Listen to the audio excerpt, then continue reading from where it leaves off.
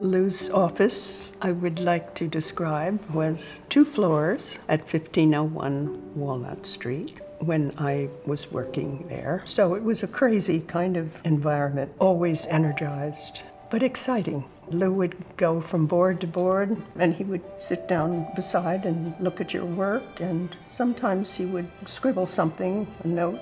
Then there were students who would, whenever they saw a light in the window at night, they would try to come in and join up and see if they couldn't, give a hand on a model building or anything.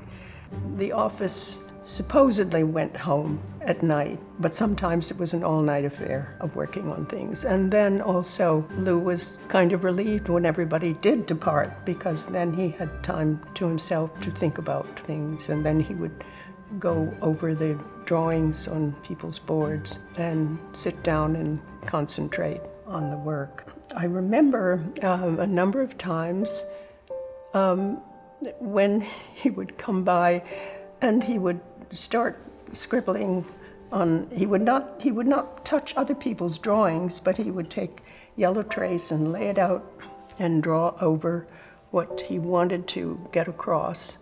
Much of my work was done in my little room, and Lou would come in and mark up sometimes my work. And then I would work occasionally with some of the men in the office on projects.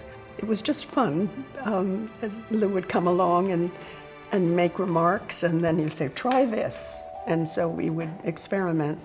And then other times he would come by and look at people's work and not make any comment, and then come back to it afterwards, after people had left, and ponder what was going wrong or what could inspire him. You never knew what was going to happen from one minute to the next, but it was a place filled with energy, but enthusiasm and humor, because Lou would always turn something around and get people laughing over some comment, some crazy comment that he had.